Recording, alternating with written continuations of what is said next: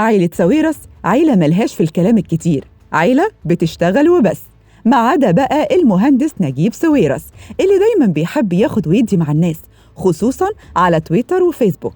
والناس كمان بتحب تنكش نجيب، وهو بيحب يبادلهم الردود، ودايما ما بتكون ردود ساويرس مايلة للسخرية والضحك ليس أكتر، وكأنه حابب يتونس بالمصريين أصحابه.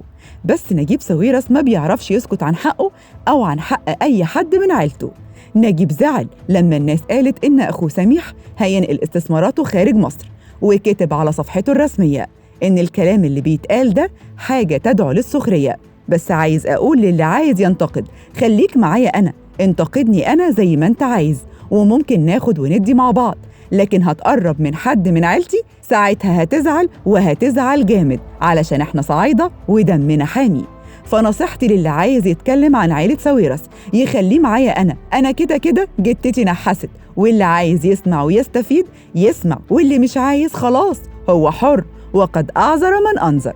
رجل الأعمال نجيب ساويرس في مداخلة هاتفية مع الإعلامي سيد علي مقدم برنامج حضرة المواطن علق وقال: مش عايز أزايد على حد، وكمان ما بحبش حد يزايد علينا، علشان إحنا كعيلة بندوب في حب مصر، وكصعايدة لا يمكن ننكر فضل مصر علينا، ودايما بنسعى لرفع اسم بلدنا في الخارج، وزينا كده زي محمد صلاح وغيره من نجوم مصر العالميين، واللي ملوش خير في بلده ملوش خير في حد. والكلام اللي الناس بتقوله بإن سميح ساويرس هينقل استثماراته من مصر للسعودية ده لأنهم ما فهموش كلام سميح صح، لأن كل الكلام اللي قاله سميح صحيح، واسأل أي حد بيفهم وعنده ضمير ووطنية هيقولك كلامه عين العقل وفي مصلحة البلد.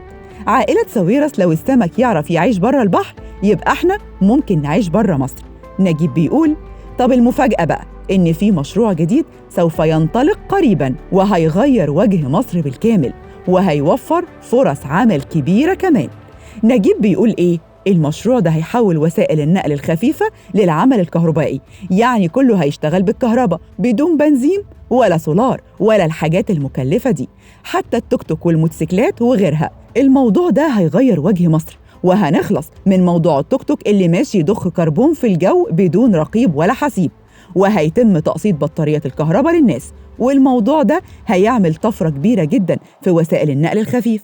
ساويرس بيقول تكلفة المشروع ده هتوصل لملايين الدولارات، وهيتم توفير هذه العملة الأجنبية عن طريق عائلة ساويرس، علشان احنا عارفين إن مصر بتعاني من عدم توفر العملة الأجنبية، واحنا برضو أبناء مصر ومصريين وجدعان قوي حتى النخاع، ومش هنكلف الدولة تدبير أي دولارات للمشروع، وإن شاء الله المردود الخاص بالمشروع هيكون كبير جدا، علشان المشروع ده هيوفر البنزين اللي الدولة بتستورده من بره بالعملة الصعبة، وربنا يهدي الجميع. ما تنسوش تشتركوا في قناة مصر اليوم على يوتيوب، وتفعلوا زر الجرس علشان يوصل لكم كل الأخبار أول بأول.